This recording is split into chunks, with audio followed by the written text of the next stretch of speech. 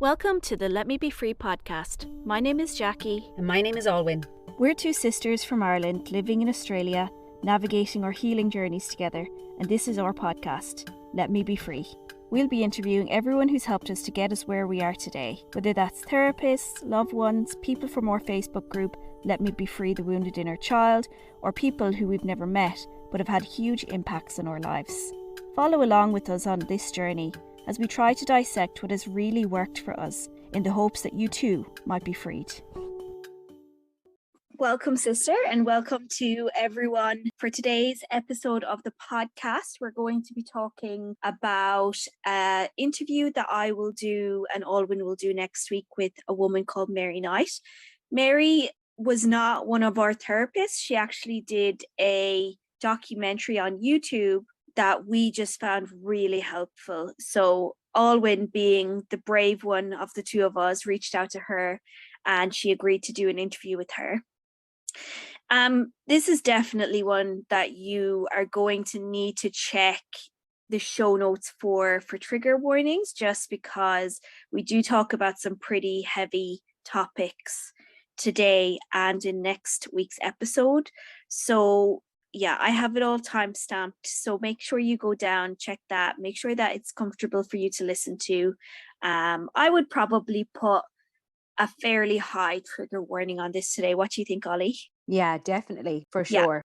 So Mary was in her late 30s when memories resurfaced for her of abuse from her childhood, familial sex trafficking, which basically means when a family member rents you out or sells you to men or women for the purpose of sexual exploitation.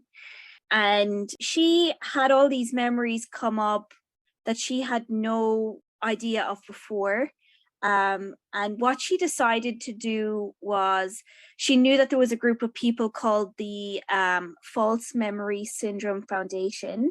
And this was a group of people who did not believe that resurfaced memories were true. They believed them to be false. In a lot of cases, they believe that therapists implant false memories of abuse or something like that happens. And she was really questioning whether she could believe the memories that had come up. And she decided to go and speak to them. So go and speak to the people who were part of the False Memory Syndrome Foundation. And she actually filmed it and made a documentary that's on YouTube for free. And it's called Am I Crazy? My Journey to Determine If My Memories Are True. Now, the reason that we wanted to interview her is because of the similarities in Alwyn and I's story with her. We both also had memories resurface. So Alwyn was 29 and I was 31. When in 2019, when the first memories of child sexual abuse surfaced for us. And we also struggled to come to terms with those memories.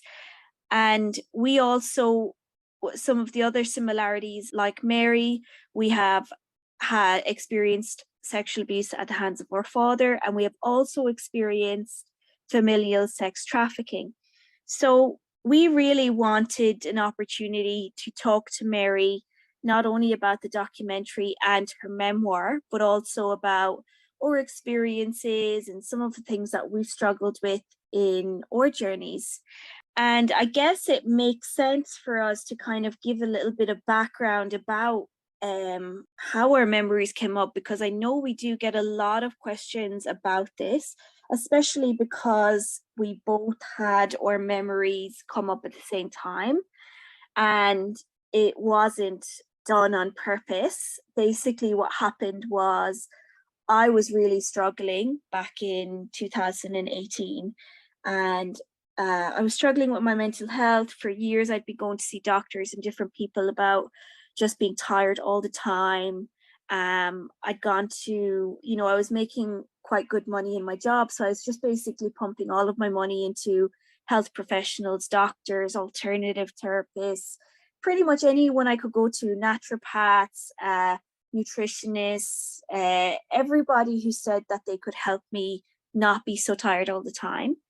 And then some things happened at work, and I basically had what I see now was a nervous breakdown. And I just realized it just didn't make sense. I just knew that there was something not right. And I had listened to a Tim Ferriss podcast, which I will put in the show notes because I can't remember the exact name right now. But he had talked about MDMA for use in memories that were what's the word, Ollie? Suppressed? Yes, suppressed memories. And at the time, for one, I listened to Tim Ferriss because he interviewed people who were highly successful in their careers. So this was kind of an unusual episode for him. And I thought it was really interesting. And, I do always kind of think when something like that pops into my world, I go, oh, that's interesting that that's come up. So I looked into it some more, but I had no clue how to get my hands on MDMA. Like, we didn't know anybody who did drugs or who anyone we could buy drugs off of or anything. So I definitely researched it, but then I kind of do what I always do when it comes to things like that. I just said to the universe, look, if you want me to do this, you will bring MDMA to me. And I just left it at that. And then a few weeks later, I was out for a night, which like I maybe go out for a night in a pub or something, maybe once every 2 years. And someone I knew offered me MDMA and I was just blown away. And obviously she was offering it to me for the purpose of partying. And I just said to her, like, I'm not interested in using it for partying, but I've been looking into it for using it for therapy. So I might get it off you another time. So I did another time. A few weeks later, I got some off of her. And I had been researching the use of MDMA, and I had been telling Alwyn about the fact that a lot of the tech companies in Silicon Valley use MDMA when they're problem solving. And they also use, what was the other one that they use? Psilocybin. Is it psilocybin? I thought it was acid. No, what's acid? Yeah, LSD. Was it LSD? LSD. Yeah. Sorry, I'm clearly not very up to date on my drug names, but yeah. So sometimes they used MDMA, sometimes they used LSD, and now having used MDMA, I totally understand how MDMA can definitely help you see a problem from a different perspective to help you solve it. So anyways, I had told Alwyn that I'd got this MDMA and I was going to try use it with the intention of trying to just understand what was wrong with me. Like, I just didn't understand and I wanted to know. And I think you were having like a problem. You had some kind of problem at work that you wanted you wanted to problem solve, wasn't it? For me, it was interesting. You had done it maybe a few weeks before me at that point. So you had done it a few weeks prior to that. And what happened between you doing it and that moment when I was having that kind of that stuckness in work was I had gone away on a cruise. We had Bobby at the time, and he was a few months older. Me, Rob, and Bobby had gone on a cruise. And at that point, I was health life coaching. I was really in a good place, so I was like, I was happy. And I had went one night, we met these people on the cruise, and I'd gotten a babysitter but we had gotten a babysitter on the cruise for Bobby. I had a good few drinks. Rob went back to the room to Bobby. I stayed drinking. And when I got home to the room that night, I was severely suicidal. Like I was just like, saying to him, he was like, Alwyn, Bobby's asleep, like, just get into bed. And I was like, no, Rob, you don't understand. Like, I need to jump off the side of the boat. Like, I can't do it anymore. And I was terrified. I was so terrified. And I eventually got to sleep. And, this would happen often when I drank. So I didn't drink that often. I stopped drinking so much because, what happened and what I was made aware of after this wasn't the first time. People actually had stories of me doing stuff like this that I wasn't consciously aware of. Oh, yeah. Yeah, like, yeah, I hadn't remembered any of it. Like, another friend had said to Rob that I had had a few drinks, and then suddenly I was in the corner rocking back and forth saying, don't come near me, don't touch me. Mm. But I had no conscious awareness of that. And so that night, the next day, normal life resumed, but I wasn't normal anymore because I knew that something wasn't right. I was in a Mhm. happy place. Beforehand, I could have understood it because I kind of had always felt like there was something wrong, something not quite right. But at that point, you know, I'd had Bobby, I had started on a healing journey, I was in quite a good space. And so that was a real trigger for me. And so it was 3 weeks later, I think, when I was just struggling. I was like, I don't know which way to go in my career. And you were like, you know, people use MDMA for you know, for to support in creative thinking and finding new pathways. And I was like, no, Jackie, I don't like drugs. Like, I don't like it. It makes me, I don't want to feel that feeling. And I didn't understand it was PTSD at the time, but I remember the feeling of feeling out of control. I was too afraid of that. And he said, no, no, nothing like that happens. You'll be I fine. think because I had actually done it the first time by myself, and I'd obviously done it with the intention of like trying to figure out what was wrong. But then, um, yeah, all I ended up doing was just like having this really nice session. Like, I ended up looking at travel photos and I was just so euphoric, and it was just like a lovely few hours where I was like looking at my travel photos and I was so happy, and I was like noticing all these details about the photos that I had never noticed before. And yeah, so I think then when I went to try it for the second time, you said to me, "Oh, well, I'll try it too." Is that what Mm. happened? Like, I can't remember because I you must have took a smaller dose for that first one. I'm assuming that's Yes, I think I did. I think yeah, because in the trials it says to start with a smaller dose and then like work your way up. So that's what I yeah, I was basically following what the trials were doing. Because yes, that's the only information I had. I didn't have anybody helping me. I didn't yeah. have any, like, obviously. And yeah, like I'll you went. just interject a little bit because this is an interesting part. I'm sure that you did it before me because I remember you telling me that you had done it and you had realized that you had been sexually abused. But here's the interesting part. I was kind of like, really? Ah, wow. I was so disconnected from it. It was as if you told me that you went to the shop and you got some milk. Yeah. I was just so disconnected. It was like, oh, that's great. I'm glad you have clarity.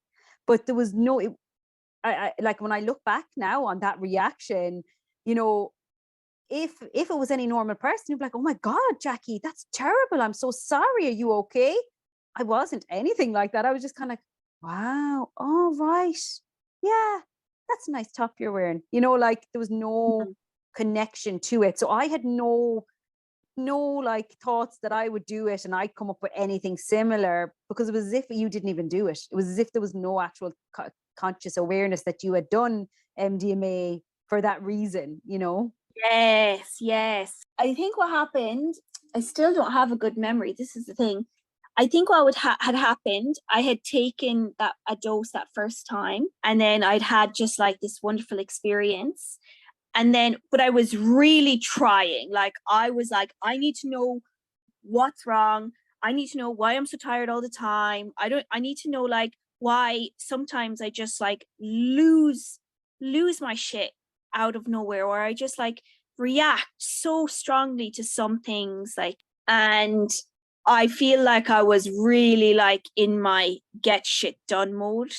And then I just had this lovely experience, and then I took a second dose, and I think that's when Yes. the memory came up Yeah. for me, that very first memory of sexual abuse. And I wanted to explain about that just because so many people again ask questions and want information. Everybody is different in how things happen for them, but for me, I had a memory my whole life where I was walking up to a neighbor. I think I was 5. I was walking up to a neighbor's house a few streets over. And then the memory just goes black. So I had this memory. It would pop up every few months just randomly. It was just so strange. I never really understood why this memory would keep popping up. And then when I took that second dose, basically it just showed me the rest of the memory. So it replayed that memory of where I was walking up, and then it just showed me the rest of the memory. Filled in the blank. Yeah, it just basically filled in the blank. Yeah. And that was the very first memory that came up for me. Yeah. So then a few weeks later, and that was it. It just showed me that, nothing more. And then a few weeks later, I was going to do it again. And is that when you decided to do it? Yeah, so I had done it. So it was a few weeks later, and then you had said it to me about the creative exploration. And I was very much like very hesitant to do it, but I was already in touch with my inner guidance system. And there was this inner guidance, like there's just this knowing, it was a push to do it. And I was like, why do you want me to do this? Like, but I was like, okay, I have always trusted my guidance, for the 2 years previous, as I'd been healing, starting kind of that self-discovery. And so I said, okay, well, let me do it. And so initially I was kind of expecting this really nice experience where I'd, find this creative outlet or whatever. And what happened for me was, I remember going out to you and saying, Jackie, you said that this wouldn't scare me. It's scaring me. Like I started getting what I know now. What I know now is PTSD symptoms.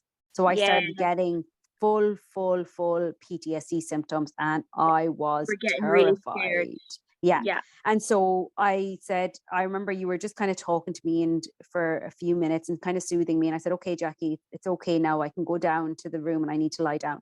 And then when I came down to the room and I lay down, then someone was on top of me and I was a child again, and so that's when the pieces of the puzzle then for me in that moment, I just knew. I was like, I was abused. I was abused. I was being sexually abused. And it was when I was sent away to be a flower girl. And for me, there wasn't actually any specifics within that. I didn't see any specific memory. It was just more like, it was very hazy. It was just, I'd always known, I'd always had the memory of I was going to be a flower girl. That was kind of the beginning of it. I was like, I always had that conscious awareness that I was going to go to these people and I was going to be a flower girl, but I didn't have anything else of that. When I started my inner child healing, I would journal and I had no memories at the time. And that one memory came up and there was something that kept on getting snagged. I just kept on getting snagged on that memory. And it was just, I knew it was significant, but I didn't understand how significant until, that first MDMA, when I just knew that I was sexually abused, at that time when I was sent to be a flower girl. But not only that, you also realized, because I remember that time when you were sent to be a flower girl. I think you were about 6, 7. Yeah. I remember you like you've mentioned it many times throughout the years, like in your teens and 20s, just like that memory for me had always just kind of popped up, but it never really made sense why. But it was only when you were on MD that you were like, I don't actually remember any wedding, like you had, just like with my memory, it never crossed my mind to think, why was I walking up to that neighbor's house? Like that family was quite a rough family. Why was I going to the shed in the backyard? Like why? It never crossed my mind to think why. And the same with you. It had never crossed your mind, like, why do I actually not have a memory of a wedding? I know that I was a flower girl, but why do I not have a memory of having a flower girl dress? Why do I not have a memory of someone getting married? Like, why don't I have any memory of that? Yeah. And, it was interesting because I remember years prior to that, when I started my healing, I had emailed Dad or messaged Dad to ask him, that time when I was flower girl, do you have like, who was it that I was flower girl for? And do you have any photos? Like, but that was before I even knew that there was anything sinister within that memory and that dad was involved within that. But obviously he had given me very little detail, which he's always, you know, with regards to the flower girl incident. But yeah, like, and as you said, Jack, it was that kind of like the story I had been given about being a flower girl, which only in our adulthood that I actually started going, what the fuck?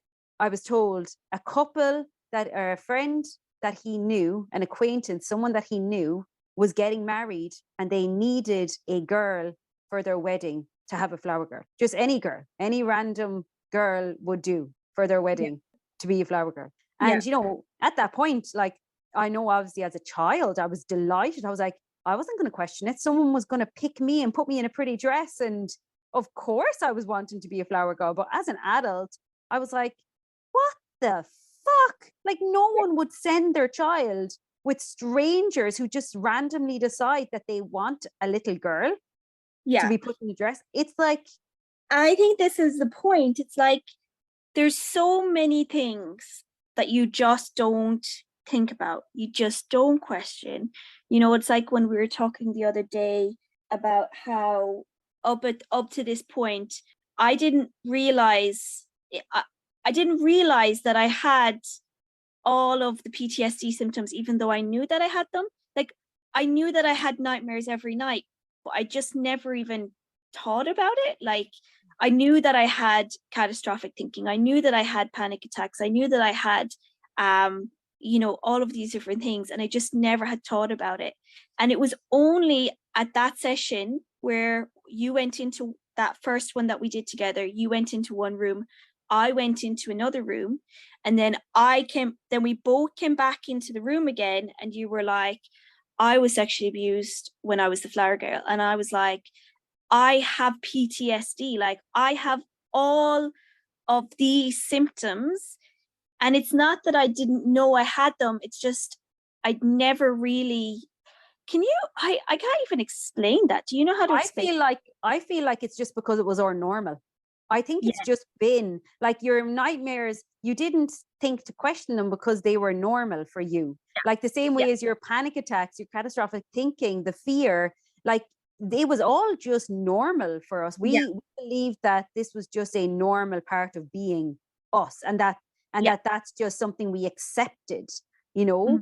And I think that that's the reality of it. When they talk about awakening, essentially you're just kind of waking up to question, well, maybe this isn't normal. Maybe I'm not meant to feel miserable. Maybe I'm not meant to feel scared all the time. Maybe I'm not meant to feel tired all the time. You know, it's just wakening up, I believe, is really just coming to a point where you begin to question what you believe to be true or what you believe to be normal. And so for you, that was just your normal for such a long time that it was like, why would I question something that's just so innately a part of me, you know? Because I've never not had nightmares every night. Like, that's just been that. I don't have any memory of a time in my life where I didn't. So it was just normal. And then for me, it was so interesting because, you know, we were talking about and I was kind of like, I don't have nightmares. Like, I've never had severe nightmares. I never had catastrophic thinking really. And so I was like, you know, I don't know what my PTSD is. I don't know what my symptoms are. I don't know what I guess was a real factor in my trauma or the symptoms of my trauma, I guess. And it was only when we were talking, and again, we talked about the normal, like, I was like, I've always been obsessed with food. Like, you know, I would look in the mirror and I hated myself every time, all day long. All I thought about was food. I mean, all day long, like trying to micromanage food, eat too much, eat too little, looking in the mirror, my stomach's too big. I would feel my stomach all day long, touch my stomach all day long. I would look at people and go, oh, have they got a flat stomach? Okay, they've got a flat stomach. They must be happy. I just need to get skinny. If I get skinny, I'll be happy. And so for me, I thought that was normal. I thought people who had any weight on, that everyone felt the way that I felt, that they just wanted so desperately to be skinny because they knew that that's what would make them happy, you know? But in reality, I recognize now that all of that was just a symptom of my deep self-hatred. It was like a way of controlling my symptoms. It was a way of, I guess, projecting everything I felt about myself and all of the shame and all of the pain and suffering. It was, if I didn't have anything to blame, then I'd be like, what's wrong with me? And so I had to blame something. And so I just became so obsessed with my body, so obsessed with food. And I honestly spent every single minute of every single day just thinking about food, how much I could diet, how much I could exercise, and just constantly doing that essentially for years and years and years and years. And also being very busy. I never could sit down, never could slow down. I get severely anxious if I had to stop for any amount of time, which again, that was another symptom of my trauma. But the problem is with these things, I feel like everyone wants a better body. Busyness is a good thing. So mine were even more, well, there's no shame in that. I was always praised for being busy. I was always praised for, always being a go-getter. And toxic positivity, obviously, was another part of mine, to reject all of the parts of me that had any shame or sadness or anger. But that's it. Mine were so, I guess, uncharacteristically trauma symptoms, but yet the suffering was severe. Like, I know that what I felt in my body and the self-hatred and self-loathing I had for myself was just so painful. Yeah. So what happened after those, you had that first memory come up, and then I had my first memory come up. Then over the course of that year, more memories came up. So we were Jackie. I was drip fed them. Were you not drip fed them? Yeah, so mine were so mine weren't necessarily memories. Mine were more dreams. So I started having more dreams. Again, something that me and you came together with eventually, and we both had said that we had dreams of like sexual encounters with our dad. But other than that, for me, it was when my mom and dad came over here to visit, and at this point, I'd only had an awareness of the flower girl incident. And I remember I was pregnant with my second son at the time. And I was in bed and my oldest Bobby was crying, and suddenly he stopped crying. And I knew he wouldn't stop crying, until I got up and got him. So I was like, who has him? So I got up and I realized that dad had gotten him up and he was up in the sitting room with him.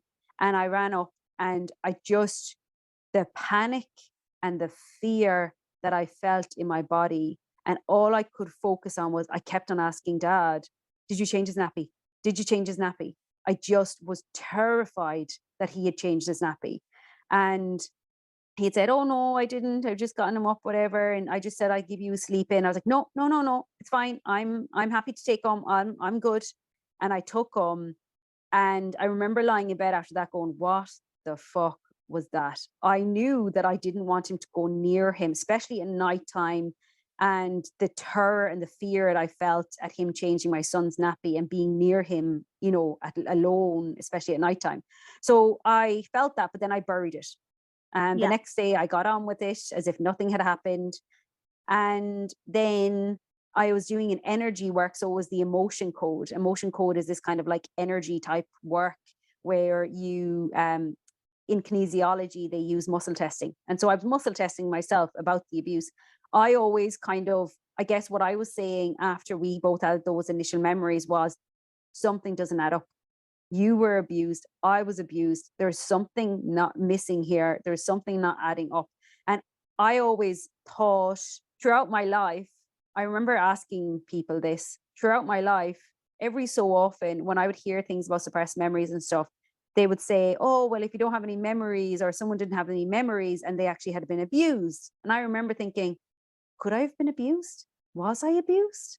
So I remember asking that question to myself a few times over the years, and then straight away being like, oh no, of course I wasn't. Come on, that's ridiculous, And so that when I did the emotion code, which was the muscle testing, I was like, oh, I'll give it a try. And I said, was I abused? And it was yes. And I knew that anyways. And I was like, I feel like it was someone in my family. And so I went through everyone in our family, you know, went through the siblings or whatever. And then I got to dad and I said, did my dad abuse me? And the reaction was so visceral. My whole body flared up. Oh, I doubled over and I nearly started vomiting all over the floor. It was just such a severe reaction that I was like, oh my fucking God. And then after I readjusted, I said, okay, I think I remember saying it to you. And you were like, oh yeah, but sometimes those, you know, with muscle testing, it's not accurate. So, you know, that's not necessarily like going to be. I think my response was even more severe than that. I think my response, because I had more, like after mom and dad left, I had more memories come up of different places of abuse. And I was like trying to figure out who was behind it, because like I was like, how did we get to all of these? How did we get in the hands of all these different people? And I was just like, who like, how did we get there, you know? And then you started saying about, you know, what you just said there and to do with dad. And I was just like, nope, couldn't have been dad. Nope. You know, like I shut you down. Yeah. I was like, nope, that couldn't have been it. And then I had the next thing then after that was the dream. And I had dreams before of sexual stuff with dad, but this one was insane. And I remember even now so vividly. But in the dream, essentially, I was like, no, I don't want to do it. And he was like, but you did it before and you liked it. This is what you do. And I realized in the dream that I was an adult now.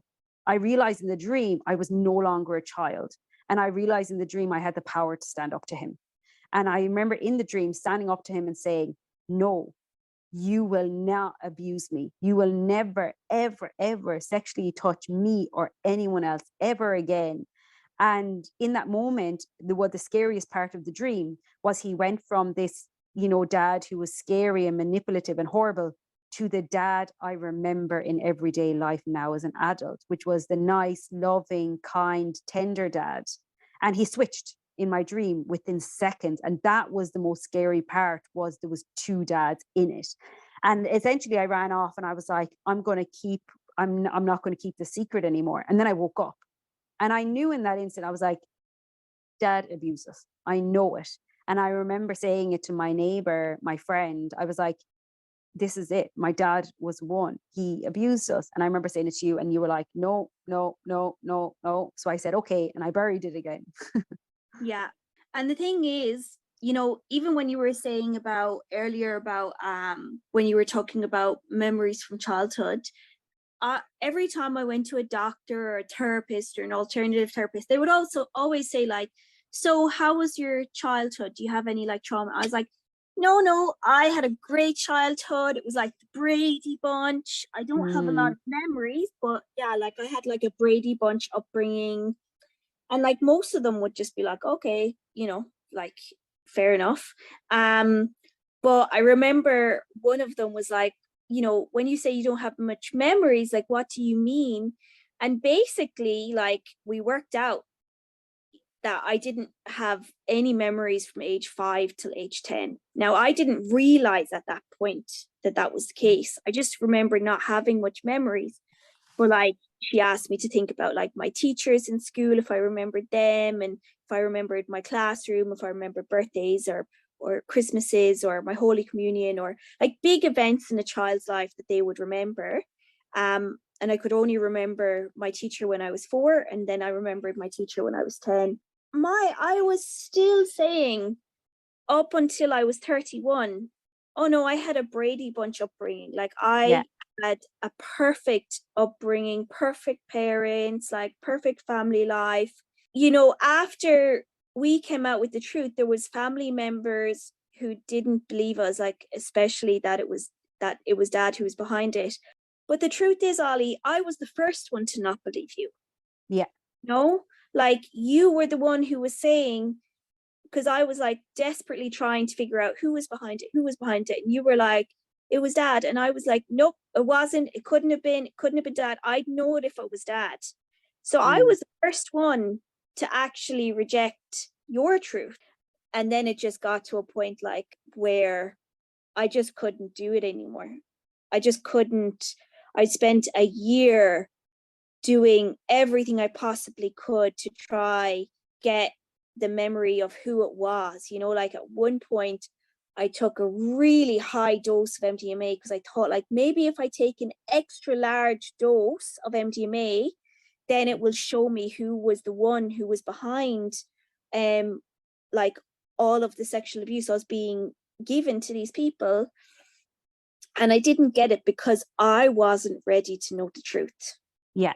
And I think that's a really important point to make. Like, it doesn't matter whether it's MDMA or in therapy with a therapist or in meditation retreat, or, you know, like a lot of people, the memories come up when they have children. There's a lot of people, the memories come up when they're involved in a traffic accident. There's lots of different situations where the memories resurface. And the reality is that like they'll only come up when they're supposed to come up. Yeah. You know, like they'll only come up when you're ready.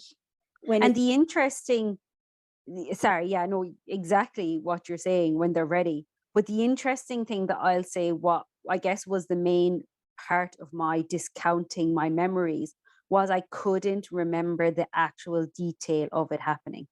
Like, Yeah. I couldn't allow myself to believe it was true because I couldn't remember the actual physical interaction of it happening. It was like I could remember right before it or after it, and I knew what was happening, but I couldn't tap into that. And now, what I know now, and as an adult who's done this work, I'm like, why the fuck would I want to remember the details of it happening to me? Like, and you know, most that's people what, don't get the detail because yeah. Why would you want that? You don't want to have to remember that. But it felt like I couldn't allow it to be true until I saw it with my own eyes, until I saw the actual memory itself happening. Mhm. And it was like, well, you know, I didn't really see it. You know, I didn't see the full memory. I don't have real memories because I don't remember the physical action of it happening, you know, that kind of way. So it was like, I couldn't allow it to be true, you know? Yeah. And then obviously when it got to a point where I was ready, it wasn't even that I was ready. I was just so tired.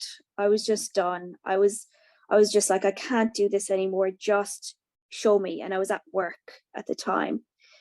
And all the memories just flashed before my eyes, like memory after memory after memory after memory after memory of me with dad as a child.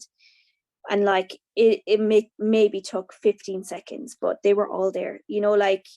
But none of them were of sexual abuse though, Jackie, isn't that correct? So the memories that it showed me were real memories that I had from my childhood, but it didn't show me the actual like abuse itself. It was always like before and after. It was always it would black out the actual event itself, which I'm really glad about.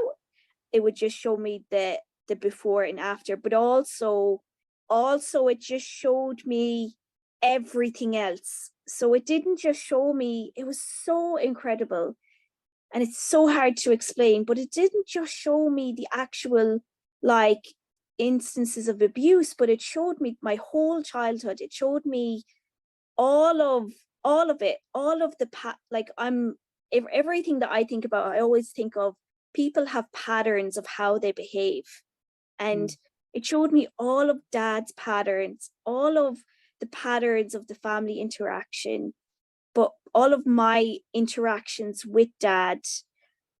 It was so mind-blowing, you know, like most people, like I would have thought that you could only experience something like that if you were on a drug or something like that, but you know, I wasn't on a drug. I was at work. We get drug tested.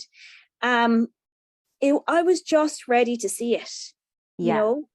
And I didn't see the abuse like a video in my head, but I saw it as I experienced it. Like I saw it, I experienced it in my body, if that makes sense. Yes. So I knew that it was happening, just like when you hear a song and your body responds to that song, like, oh, I recognize that song, but you can't remember where you recognize it from, like, but your body responds.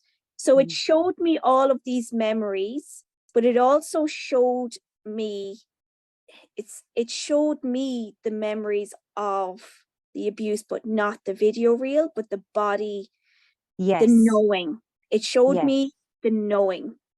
And it And that's showed such a me hard thing how to I explain. know, yeah. It showed me leaving my body and floating up on the ceiling in the bedroom. So yeah, so that's what that's how it showed me. Which, like I said, I'm so grateful that it was that way.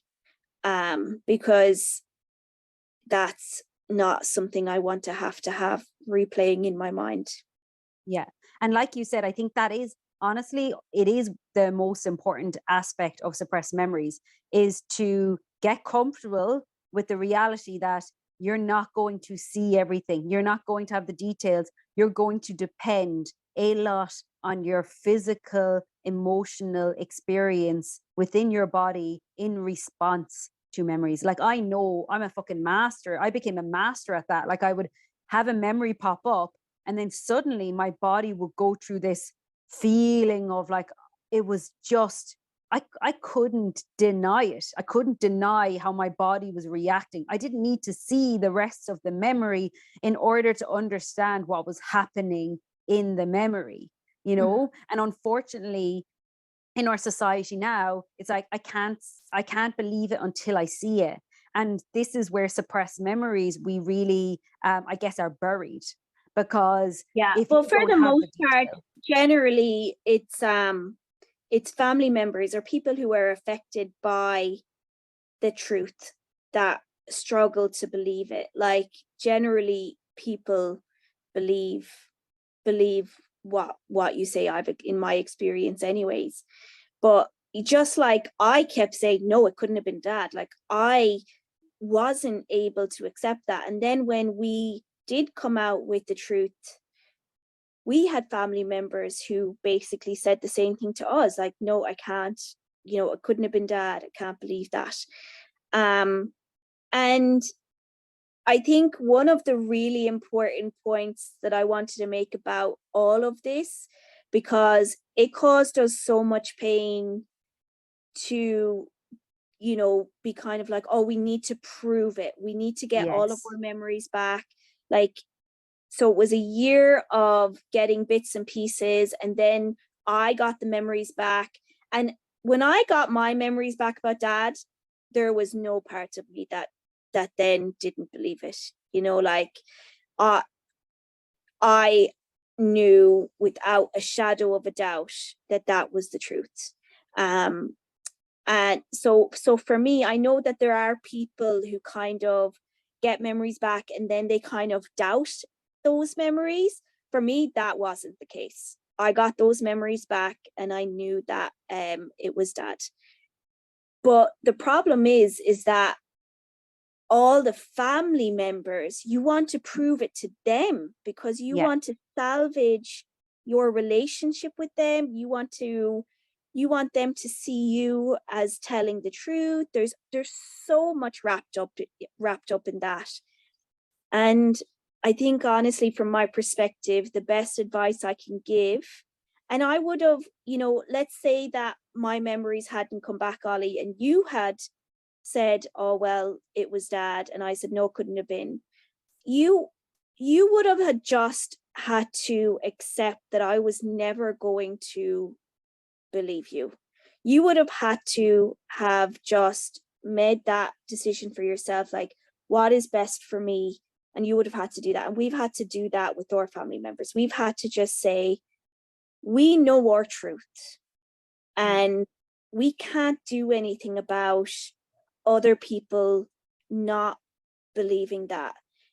And we've had to set boundaries in place because of that, because once we know it, we can't unknow it. Yeah. And we have some siblings who believe us and some siblings who don't. And we just have to accept that is our reality. And what we focus on is we focus on ourselves being the best version of ourselves, the most healed version of ourselves, living the best life that we can live. And one of the things that Mary says in her memoir, and one of the first things that I bring up with her in the interview next week, is she talks about how she knows her memories are true. And she talks about how basically her life is so much better now. And I said to her, that is so true. Like, since I spent probably 7 years going to doctors and therapists and all kinds of people trying to figure out why I was so tired, and I just couldn't get anywhere. Like, even to the point of getting brain scans, I was willing to do anything and nobody could tell me what was wrong, and nobody reduced any of my symptoms. And then the memories came out and I was like, okay, now I know what happened. I can heal it. And my life is so much better now. Some of my symptoms are so much reduced that I can live a very fulfilling life. I there are so many parts of my life that have been dramatically improved since finding out my memories and doing the work to heal my trauma. Like, my friendships, my closest friends, my work life, my home life, like where I'm living, everything has improved. And I think that that is the most validating thing that tells me that I was it was the right move for me to, not that I necessarily chose to get my memories back, but part of me did. Part of me did decide I'm ready. And I actually said those words like out loud in that truck. I said, I'm ready, because I was. And it wasn't that I was ready to go through 2 years of pain, but the reality is that I had just been through 31 years of pain. And I knew that even though it was going to be hard, I had faith that I would come out of the other side feeling better. And I am. And I don't think that there's anything more validating than that. Yeah. And definitely, and I'll, for me, my journey beyond that point was different to yours. You definitely always felt more, or seemed more, what would I say, sure of yourself, sure of the memories, sure of your truth. And as much as I was fully sure of my truth within my body, I believe one of the greatest things that I've had to overcome was my fear of my own insanity. I just always That's felt, always been something that you've had such a huge fear of that I haven't, which is interesting. Go on. Yeah. And so, like, from when we had the memories initially, when I had that first memory about the flower girl, I wasn't afraid. I just felt like a massive boulder had been lifted from me, because it made so much sense. Yeah, I was like, oh my God, thank God. My whole life makes sense. My suffering makes sense. So many things in that moment. I was like, holy shit, so many symptoms, so many things, so many parts of my life that I thought was normal. The over sexualization that I experienced my whole entire life. There was so many different aspects of my life that were explained in that moment. And then furthermore, 100%. When we realized that obviously it was dad, and then that dad had rented us out, again, there was that relief of finally speaking the truth. But for me, my greatest fear, I always remember having this feeling of there's something not right with me. Like, there's something wrong with me. There's something deeply, profoundly wrong with me. And as an adult now, I actually say, yeah, there was something fucking wrong with me. I was abused and tortured. Like, I was in pain. That's what was wrong with me. I was sensing the wrongness, but I attributed that wrongness to something wrong within me. And when I used to have my PTSD symptoms, I didn't know that they were PTSD symptoms. So I remember when I met Rob, and I never used to get them during the day ever. And we were going to be moving out here to Australia, and I started having them during the day. I remember sitting on the couch and everything started moving away. And I was like, and I just was like, I got the courage up to tell him that I'm having this experience. And I was terrified that he was going to assign me into a mental institute if I told him too much about this thing that I experienced, that I feel in my body. And then when the memories came out, I felt a complete shattering of my psyche. I felt as if there was parts of me splintering off in all directions. And the best way I guess that I could describe that is I felt manic. I felt okay sometimes, then psycho crazy, then sad, then I just didn't feel safe. I felt so insane, really. I didn't feel, and I wasn't sane. All of these memories, all of these emotions came up. I had my kids there reflecting all of my own pain. I couldn't escape it at all. I couldn't find any relief from it because the boys were with me every single day, every moment of the day, essentially. It wasn't that I believed that my memories were false, but it was more that I worried that there was something so wrong with me and maybe that I'm insane and that, like, and also, unfortunately, at that time, like Rob, my husband, was really struggling to come to terms with the truth as well, because he was very close to our family. So not only was I questioning my own memories, my own sanity, but Rob also was questioning whether the memories could be true or whether it could be all real. And so I just felt so lost and so confused. And all I could do was just keep on taking one step forward. But if I had seen that documentary by Mary at that time, it would have eased a lot of pain for me, because I was like, they talk about false memories, and like, could I have false memories? Could these have been placed into my mind? But then when you think about it now, after having as much healing and being on this journey as we have been, I'm like, why on earth would I choose, of all people, to say that my father abused me, who I supposedly had a great relationship with, and then that he would sell us off? Like, if I'm looking at sanity, why on earth would I even think about using or saying that my dad did something like this? Like, what would be The benefit. yeah, what would be the benefit? Like, how would that benefit me? Everything that we do in humanity as humans, we only do it if there's a positive purpose for us. But that was Yeah, causing me more pain. It was causing me more suffering. So it was actually in my best interest to say that it didn't happen rather than did happen.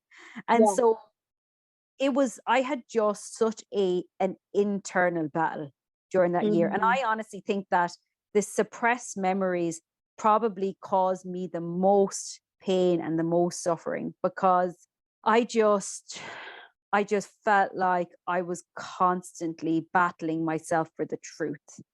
Yeah, for some, you know, I just need to find the truth. I need to find the answers. I need to find the proof. I need to find everything about my childhood and make sense of it. And in doing that, I didn't recognize, and what I wasn't aware of was the little girl within me, the little children, the child who I was. I was just poking at her. It wasn't bad enough that I had suffered all of that abuse, but I was like, are you sure it happened? When did it happen? Do you have dates? They said that you were here on these dates. Were you there? Like, there was just so much micro analyzing of every single moment of every single bit of my childhood, and I couldn't make any sense of it. But Ollie, you were only doing that because family members were saying that it wasn't true. Yeah. Like, if our family members had said to us, believed us, if we had told them and they'd believed us, we wouldn't have had to do all of that. Like, so Yeah. even though you're saying the suppressed memories were the hardest part, I don't think that's, I think the family members not believing us, and that making, well, it didn't make us, but our reaction to that was to try then dig deeper into our own memories, try prove it.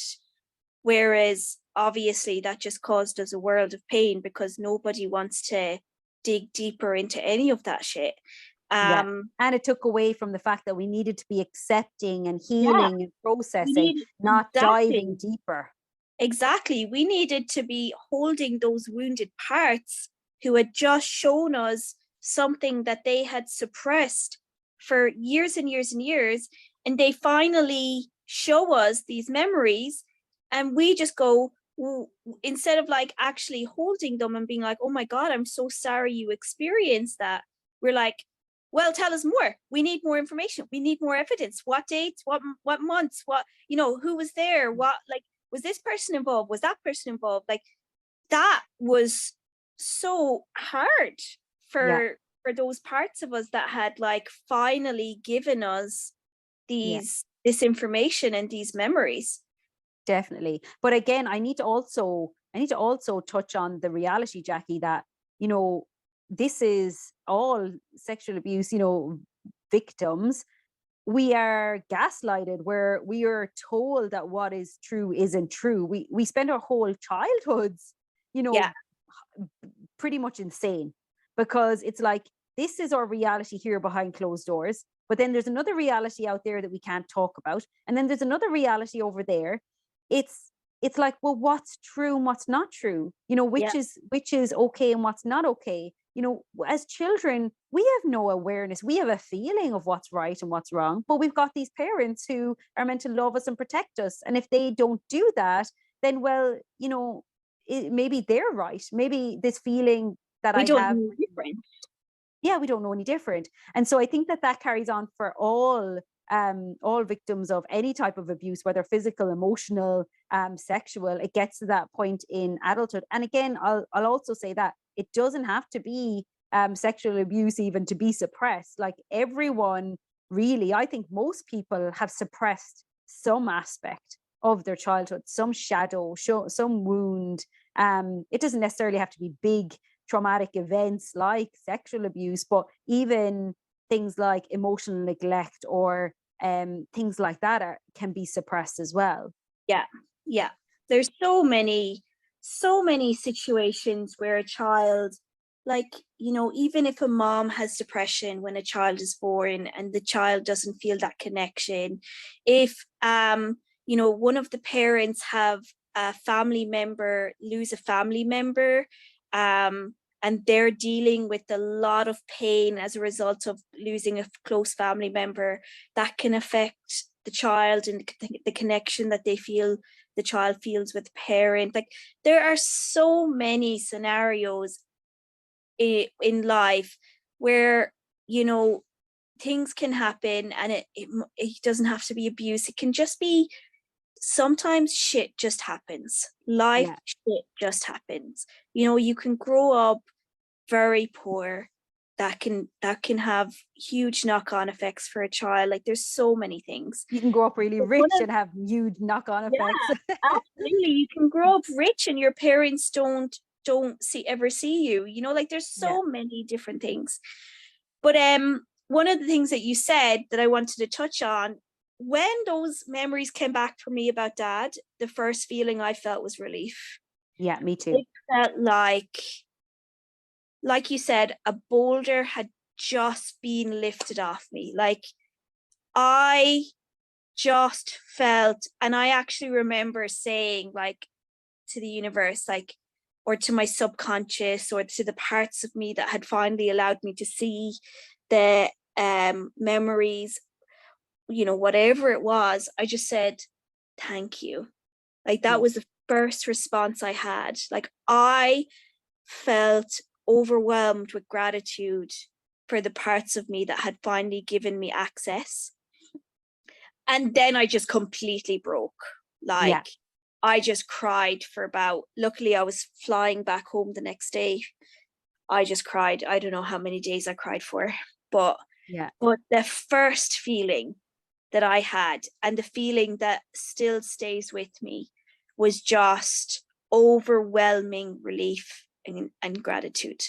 Yeah, definitely. And I was the same, definitely relief and gratitude for sure. And obviously there's so much that I have that in abundance now, because, there's so many other aspects to that. My parents are nowhere near my kids, obviously, which Yeah, is another layer to that.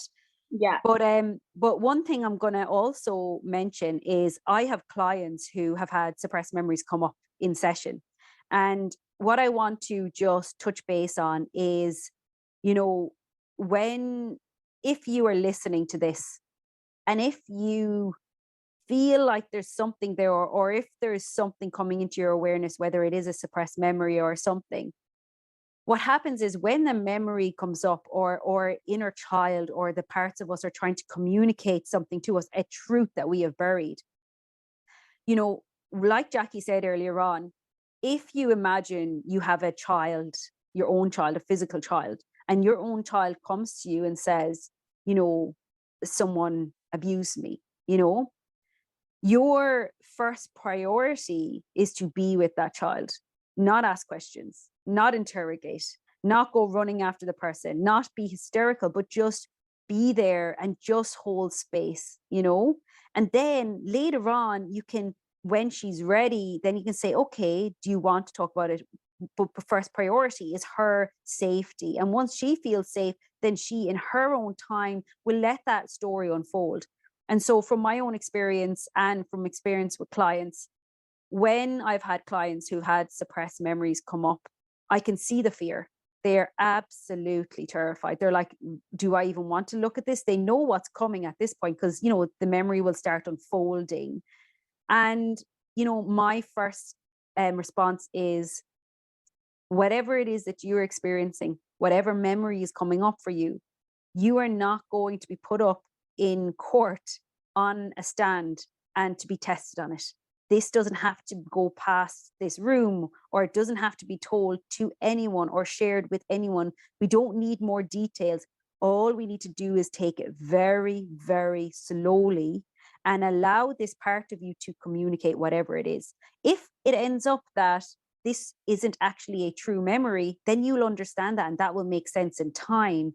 But right now, the best thing that you can do is just hold space and just allow that truth to be there, you know, because a lot of the time when it happens, when a memory comes up or an awareness comes up, like example, I might be here and I'm listening to this podcast, and Jackie says something about babysitter. And suddenly I have this thought come into my mind, the babysitter abused me. And the fear comes in, you know, it's like, what? That didn't happen. So it's just about slowing it down. Something's dropped into your awareness, and just allow it to be. You don't have to chase the truth, chase the details. You know, it's just about allowing space for these things to just sit. Me and Jackie, we had a really, really traumatic time, because the way it unfolded was way too quick. It was so highly It was way too much, traumatic. way too quick, And we weren't prepared for any of it. And we had to go into that literally howling down, hankering down on these poor little parts of us. What happened to you? When did it happen? Too soon, too quick.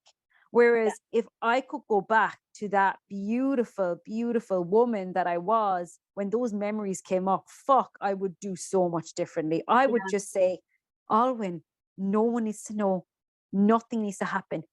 You just need to heal and allow this. You can just pretend to your parents that you're sick, or that, you know, whatever needs to happen to just make sure that you don't have to connect with them for now, or you break your phone, do whatever the fuck you need to do, but just take your time. You don't need to share it with anyone. You don't need to do anything until you have fully made sense of your own truth, because it was the way it was meant to be, and it was a tsunami.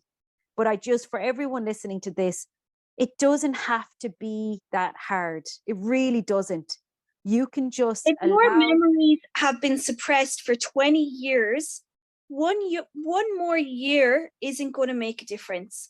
Like, take the time to work on yourself. Like, if memories are coming up and and all of a sudden you're starting to have nightmares, you're starting to feel anxious during the day, you're starting to feel depressed, whatever's happening, like, just focus on how you're feeling and focus on what you need to do to feel safe, like to feel, do the work on yourself. Because as soon as it's out there, you're now dealing with everyone else's trauma response. And the reality is that if you experienced trauma as a child, your family members experienced probably the same or similar trauma. They also have, you know, trauma that isn't healed. And like that saying, if you don't, what is it? If you don't Um, heal, you'll bleed on the people who didn't cut you or something. yes, Yeah, yes. you'll bleed. That's Yeah, yeah, it's something along them lines. something like that. But it's like, heal yourself. Yeah, Obviously, if there are children at risk, there are certain steps that you will probably want to take. But at the end of the day, you were a child who was not kept safe. And when these memories come up, you feel like you're that child again. You yeah, know, like you're an adult, but you feel like you're, that's what I felt like anyways. Like yeah, when the memories came back, like I don't know how many months I didn't leave my house. Like I felt like I was that child again. I was terrified. I was absolutely terrified out of my mind. yeah, And yeah, like take the time to take care of yourself. Take the time to do the work to heal the parts of you that are feeling terrified, feeling anxiety, feeling stressed, having nightmares, you know, like snapping at the people around you, snapping at the people you love, losing your temper with your kids. Take the time to heal that part of you. yeah.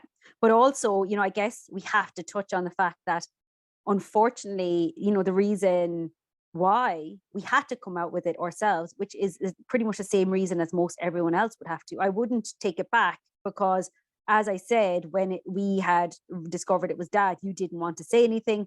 And I was like, there is no chance I'm keeping this secret because I was concerned about the kids that And were around then, my father. And I knew that if no one had told me and yes, my I children, remember you saying, yeah, I would never ever forgive someone. I would yeah, never. So I could deal yeah, with the repercussions of them not believing it, but I yes. couldn't deal with the repercussions of not telling it.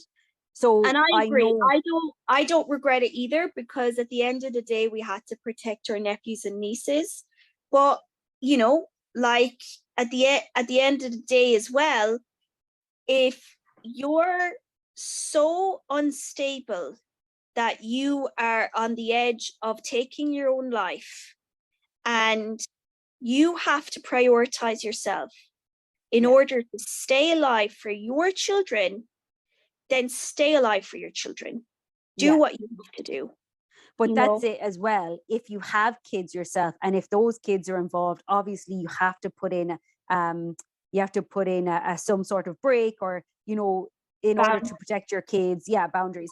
And so, you know, just always remember, there's not only one way. You don't have to exactly. necessarily say that it's sexual abuse. You can say, you know, make up whatever you need to make up. It, you know, you can just say, I'm doing this healing program where I'm going to do no phone, or I need time, or I've got this stuff coming up and I really need space. And this can be really hard to do because we needed our parents when we were children, and we these aspects of us, these little kids within us who are wounded, they still believe they need their parents in order to survive. And so it's very hard to make that break, unfortunately. But in order to heal as well, you can't be exposed all the time to those who hurt you. The little child Yeah. within you is not going to feel safe in order to deal with the pain and the suffering if there's a possibility that they can be re-traumatized and re-abused. And so, you know, if suppressed memories come up, the best thing you can do is give yourself as much space. And if you do have to divulge anything in order to create that boundary, like, I remember you abused me, or I remember that you abused me, or there was abuse or whatever, just make sure you don't go into any details. You don't have to prove anything. You don't have to prove yourself. And if you are worried about that, and if you're concerned about that, find people who've been through it. Me, Jackie, other people who have been through this, who understand. Because when I suppressed memories came out, I was like, I remember there was another people that had suppressed memories, and oh no, they had childhood sexual abuse, but I don't know if it was suppressed memories. Maybe it was.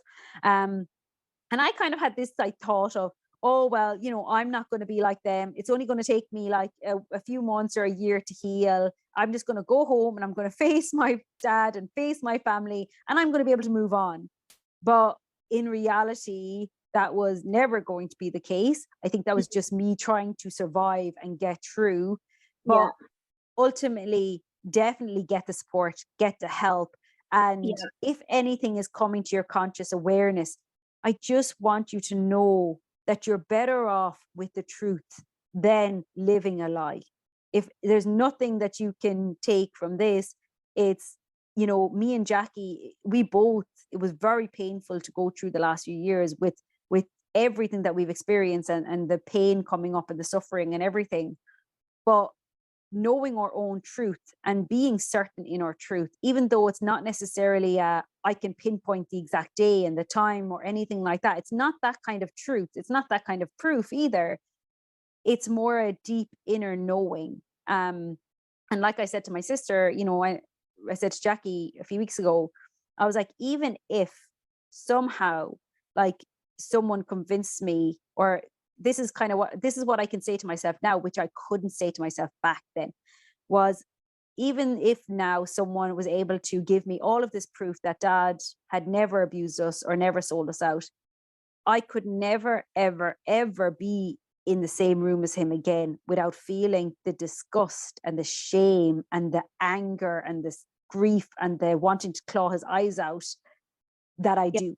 Like, there is nothing that is going to change the truth of what my physical body knows, no matter what kind of proof in inverted commas anyone ever brings to me. This ain't going to change, because my body knows. It is the living representation of that. And for anyone that is wanting to know more about the body, we've already recommended it, but I'll recommend it again. The body keeps the score.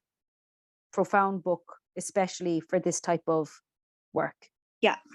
You know, one thing that I do want to also just touch on is you can't know everything straight away.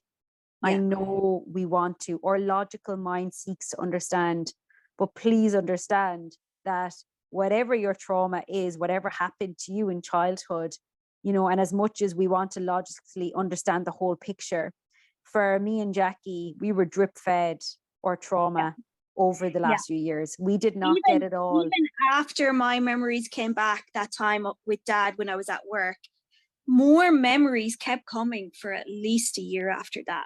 Yeah. And it was like we were drip fed those memories. After we had processed one chunk, then we would be able to, we would, I guess, receive another memory or more trauma to then process that. But I remember at the start, I wanted to know everything. I wanted to know the where, the when, the who, the how, the dates. And I recognized when I was processing through each of those traumatic events, it was so intense in each of those traumatic pockets. I would never, ever, ever have been able to survive all of that in one go. So just trust, please trust that what's coming up for you, it has to come in stages for your own good and for your own safety and for the safety of your family. Because my mental health at that point, I nearly had a psychotic break when I was 14. Like I was, or maybe I had a psychotic break. I'm not sure whether I was on one side or the other. And so I know that when my suppressed memories came out, that was my greatest fear. I was afraid that I was going to snap.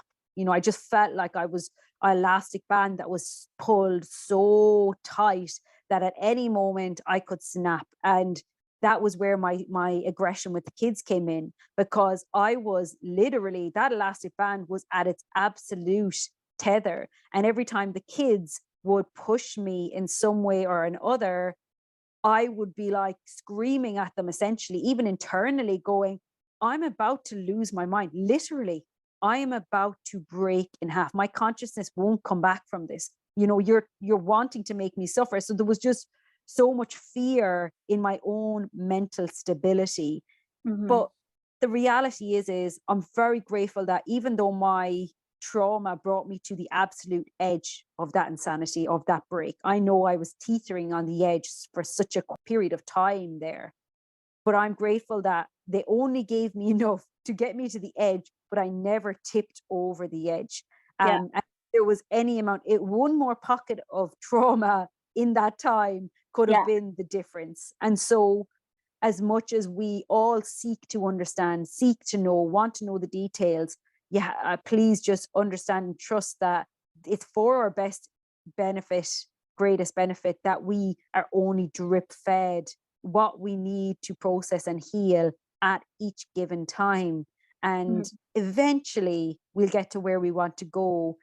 But along the way, every time we process through a trauma, we are becoming that bit more free. So, you don't recognize it in the moment, but a few months down the track, you recognize, wow, I feel a little bit different than I did before, Yeah. Yeah. And I just think, again, the validation is in your life, how you're living your life, how you're responding in each moment compared to how you used to respond, how you're feeling compared to how you used to feel, what's going on for you that works where things didn't work before. And we still don't have all of our truth. We're No. 4 years in, and there's still things that we're asking about that we don't know. And I've just got to the point where I've kind of accepted, when I need to know, I'll know. Exactly. And there's nothing I can do about that. And there's not, like, I've completely changed from in the beginning when I was really trying to force that, to now just trusting, when I'm meant to know that, I'll know it. When I'm meant to heal that, I'll heal it. When I'm meant to deal with that, I will deal with it.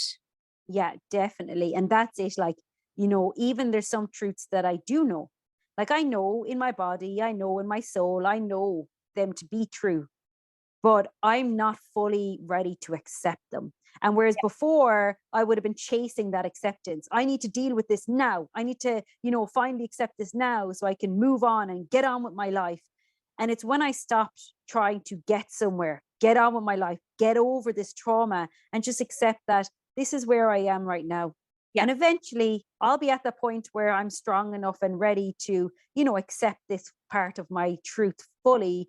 But right now I'm in this middle phase that I have awareness of it, but I'm not fully ready to accept it and embody it. And that will come. And so, definitely that's a really important point to make.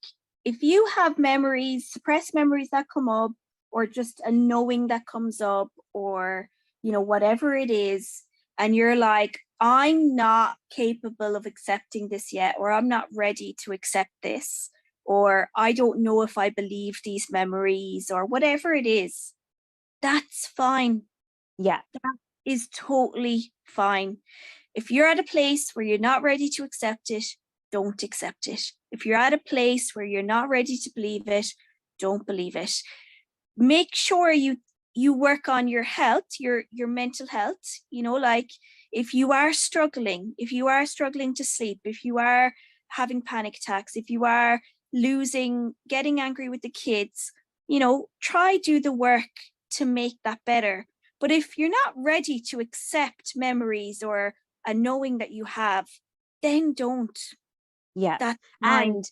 And if you do have, even for those who do have memories, so there's a good few people actually who had mentioned to me that they have the memories of their trauma, but what they've suppressed is the emotions.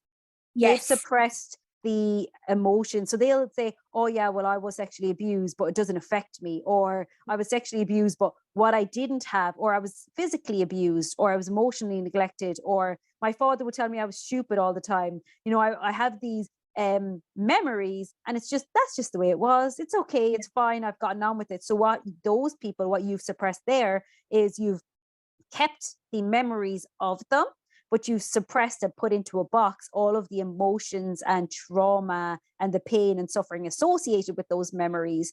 And for anyone, I guess, that's not ready to accept the memories, or anyone at all really, my greatest advice is always to build the relationship with either the parts of you or the inner child within, because that's, irregardless of where your path takes you, developing a bond with the little girl within you, the little boy within you, or, you know, the parts of you that will stand to you if and when the emotions come out of the box, or the trauma is ready to be accepted. So if people are like, well, what do I do? What's the advice you give?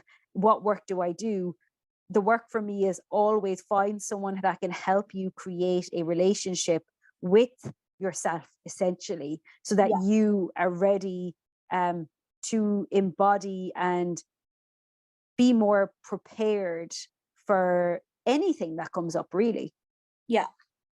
And it just reminds me, like, when our memories surfaced, I didn't have access to a lot of the emotions. And so when I was telling family members about it, I was very like non-emotional. And that's also a coping mechanism for me. You know, I suppress when things get hard, I suppress my emotions. I'm always the one who feels like I need to take charge and make sure you're okay and everyone's okay. And yeah, like I was very you know, matter of fact in the telling of my memories.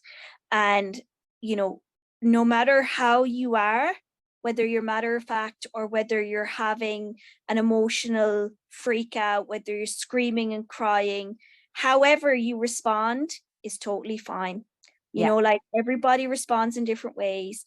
I do have more emotional access to some of my memories now.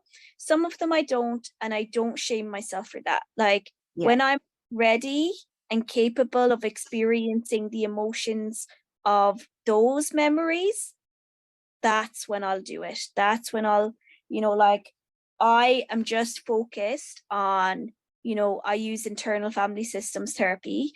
I'm focused on building a relationship with all of the parts of myself so that they feel safe.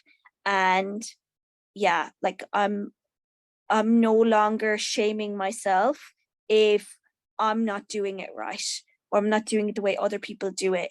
Or, you know, like, there's, you know, I should remember this memory and feel angry at the perpetrator, or I should feel like completely devastated. And if I don't have access to that yet, I'm okay with that. That's fine. That's And it's such a good point, Jackie, because there's two things I want to add to that. One is, I remember when people were saying to me, someone had said, actually it was Annie Craniosacral, she had said, you know, I always found it surprising that you never were really that angry. You know, you never got angry at what happened to you and stuff. So me hearing that now, that doesn't bother me in the slightest, because I'm like, yeah, I just had suppressed my anger so much that I just had I wasn't in touch with it. But the me back then, when my suppressed memories had come out, the way I would have perceived that and interpreted that was, oh, because you're not angry, it mustn't have happened. So that's the way I would have perceived it beforehand. But now that I've done my own work, I just perceived it as, yeah, definitely I should, like, not should, but I had no access, and I still don't have as much access to the feelings around it, the anger around it. I don't have shame around that. It doesn't discredit my truth. And the other thing that I'll say is, when you have family members that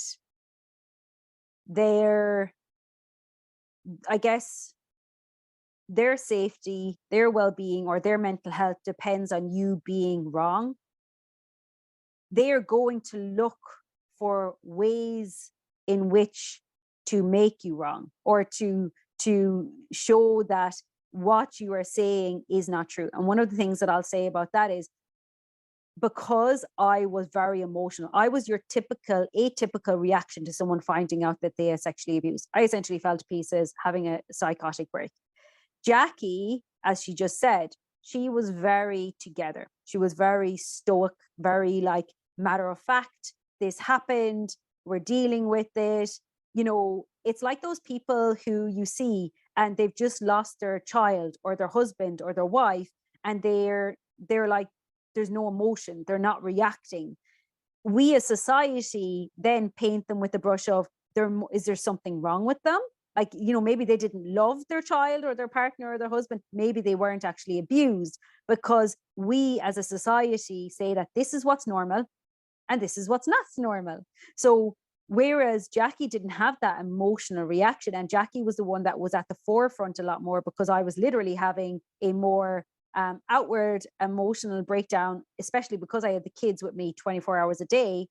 Jackie did step up to deal with a lot of the stuff with her family members. And because she was so matter of fact about it, I believe that that's kind of where everyone pointed that finger at.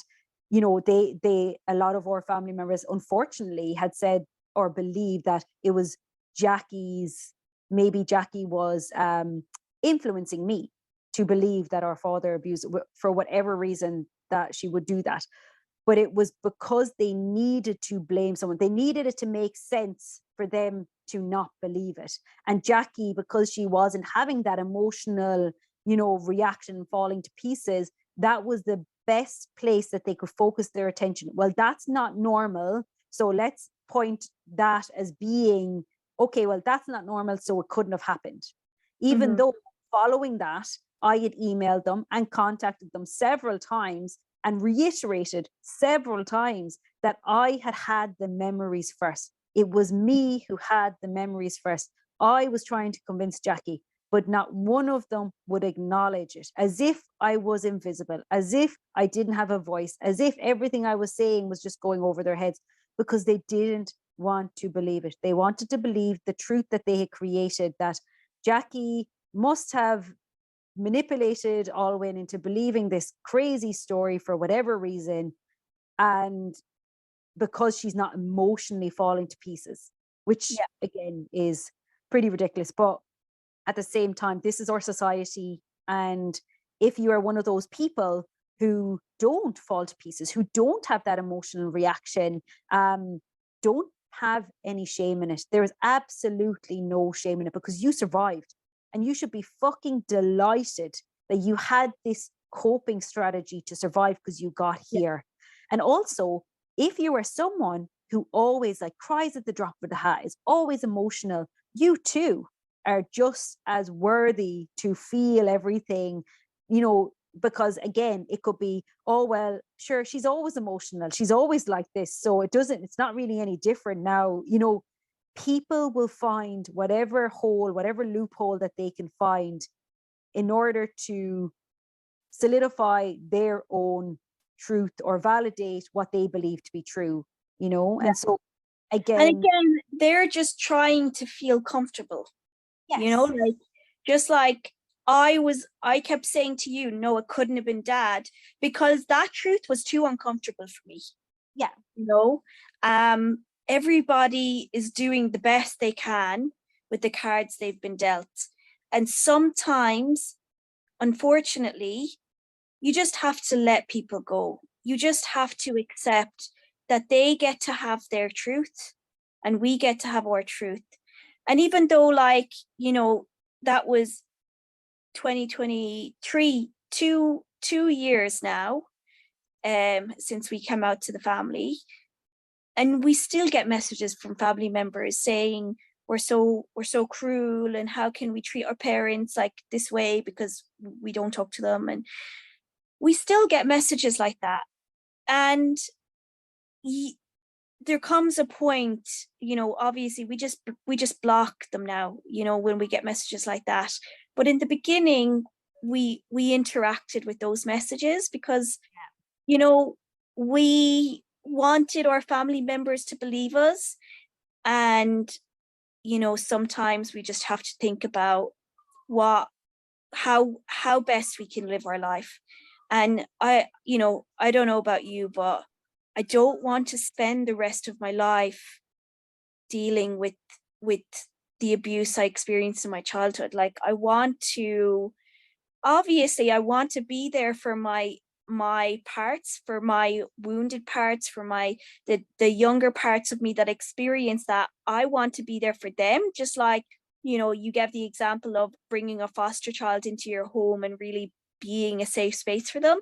That's what I want to spend the rest of my life doing. But I don't want to spend the rest of my life trying to figure out more of my truth, trying to justify things to family members, trying to prove things, I want to enjoy the 100 acres of bushland that I now live on in my dream little cabin. I want to have dinners with all of my beautiful group of friends and community that I live around. I want my nephews to collect my nephews from school and bring them to get like frozen yogurt or to see the swans. Like, I want to go out with my sister to have dinner by the ocean and laugh about, this silly thing that someone just did on the sidewalk. Like, I want to live now. I don't Yeah. want to live in my past. I want to live in my future while holding those parts of me that experience those things, but bring them with me. Bring them Yeah. with me into a safe and happy and loving life, a life that they didn't get to experience before, but they now get to experience with me in my reality now. Yeah, definitely. And that's so well put. And I'll just, you know, don't spend, I know it's hard not to get caught in the whirlpool of looking for validation. We want to, we were never validated as children. We want our truth validated now. But the reality is only we can validate our own truth. And for as long as we are looking to find validation for what happened to us and validation for our truth and our reality, we will be stuck in the past. We will not move forward. And I know for myself, when my memories, suppressed memories came up, my husband really struggled with it. And even with him, I got to the point where I did say to him that, I've obviously talked about this before, but I had to say to him that, you know, I know I'm dealing with my trauma. I am facing my trauma. I know that this is real and true for me. And you have your own struggles, whatever it is that's going on for you. I can't essentially stay with you if you're dragging me back, dragging me down, constantly questioning as well whether it's true or not. I need to be in a space where no one is questioning my truth, because I'm using all of my energy to own my truth, to heal my truth. And if I'm spending all of my energy looking for validation for that truth, I'm never going to move forward. And it was my willingness to stand up for my own self, what I deserved, and the work that I was doing, that also gave my husband that opportunity to either leave or stay and begin to embody his own truth. Because all I was doing was my determination to own my own truth was bringing up stuff within him that he hadn't dealt with, that he hadn't worked on. And so when we go through these experiences, you can't expect everyone to be on your side or to validate your truth. Even if you think that they are going to be the type of person that will validate your truth, they might not. They might not be able to. And it's not that they don't want to, and it's not that they don't love you. They might have something within them that they're not willing to accept, and seeing it in you is too triggering for them. But again, it's not about them, it's about you. And so for me, that was a great turning point for me and for my husband and our relationship and our marriage and our kids and our family, because in me standing up for me, my own truth, that I wasn't going to put my truth down, that I was going to be in this truth, embody this truth, and no one was going to tell me to pack it away again, that it gave him the courage to say, okay, I need to either step into my own truth, realize and discover and do the work on myself, or I need to create distance between us as a couple and separate, essentially.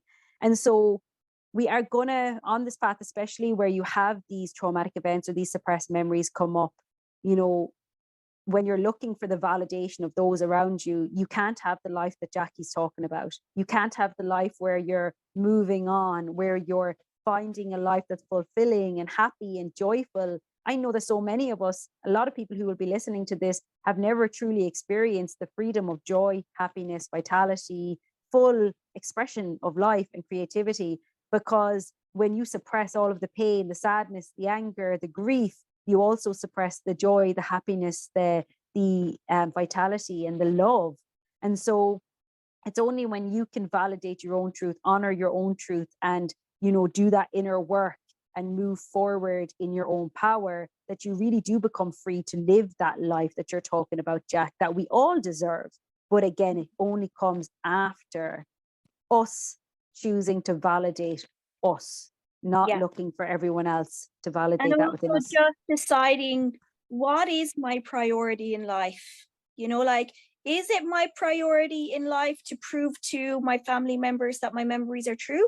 Or is it my priority in life to be happy? Is it my priority in life to be able to go to work and not lose my temper? Is it my priority in life to live in a beautiful place surrounded by a community of people who genuinely care about me? Like, decide, you know, maybe it's your priority in life to have a great relationship with your children, you know, decide what your priority is, and then really focus on what is it I need to do to get there.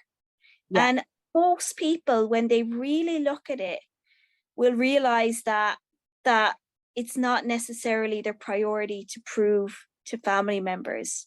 Yeah. It's something else, and that can be one of a person's priority, but it might not be their top priority. Yeah. So yeah. And the last thing I want people to know, that if my suppressed memories hadn't come up, if I hadn't acknowledged my dad was the abuser and stuff like that, I would have just probably ended my own life, because I would have still reacted in the exact same way with my children, but I would have had no conscious awareness as to why I was reacting that way, why I was struggling so much, why I was hurting them, you know? Yeah. And so, you know, a lot of people kind of, when they start this journey, they're like, oh, like, I don't want to, like, I don't want to do this. This is too hard. But the reality is you can't go back. It's not something, you can't open up the Pandora's box and, you know, decide to go back, because you can't unknow what you now know. But Yeah. also, even not And knowing, you know that saying, open Pandora's box? It's like, we're already living in Pandora's box. It's just whether you want to turn a light on in there or not. You yeah, know, like people say, exactly. do you want to open the can of worms? It's like, you're already in the can of worms. It's just that the light is off. You Yeah, know, all that you're doing when you get your memories back is you're turning on the light. yeah, definitely. Or you're opening up the box so that you can let some of the shit out and get a bit of freedom and space and, you know, get exposure to it. But yeah, that's exactly it. What you're saying is, you know, the reality is just because you don't acknowledge the truth of what happened doesn't mean that you don't suffer, or doesn't mean that, Yeah. you know, you can just go by in life unscathed. You know, my reality would have been a lot more painful if I didn't acknowledge the truth of Yeah. what happened to me in my childhood. And that's why, like you said, Jackie, with that anchor of anchoring in who I wanted to be, what my priority was, that's what saved me. You know, that's what really got me through. Yeah. For me, what really got me through was just deciding that I didn't want to live that way anymore. And that was like, if that's how I don't want to live, then how do I want to live? You know, and like you said, anchoring in that. So So next week is our interview with Mary Knight, who did the documentary Am I Crazy? My Journey to Determine If My Memories Are True. And that will also, just like this episode, involve talking about a lot of different things that might be triggering. So again, I'll put the warning before that one as well, but you can always look in the show notes, and there will be timestamps that you'll be able to see if we're discussing something that might not be comfortable for you to listen to. But also, the timestamps just mean that you can skip sections if you want, or if you want to listen to one particular part again, you can go back in there and just click on that timestamp.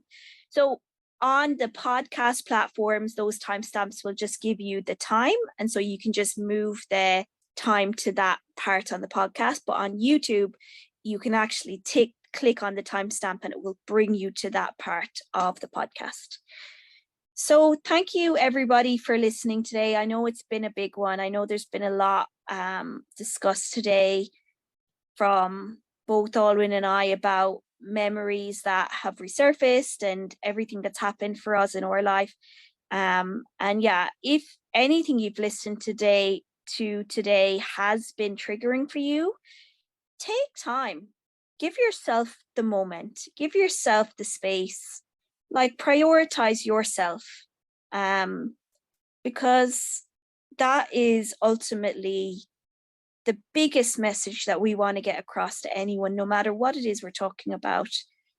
Give yourself what you need. Give yourself the space or the time or the compassion. Give it to yourself. Don't wait for someone else to give it to you.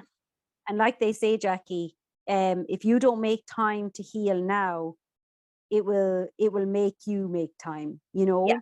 And that is the reality of this work. So many people are like, well, I can't do that. I have kids or whatever. You know, do it because you have kids. Do it because you don't want to pass this shit down to your kids. This is the greatest gift. Time, space to heal is the greatest gift you can give every single person around you, not just you. Yeah. Okay, sis. Chat to you later. Bye.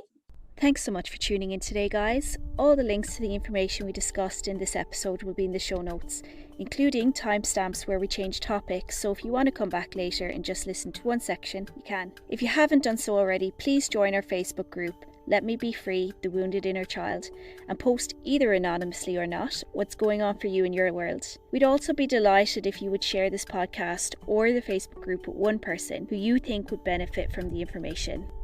Be alone, Mahaguf. Have a beautiful day.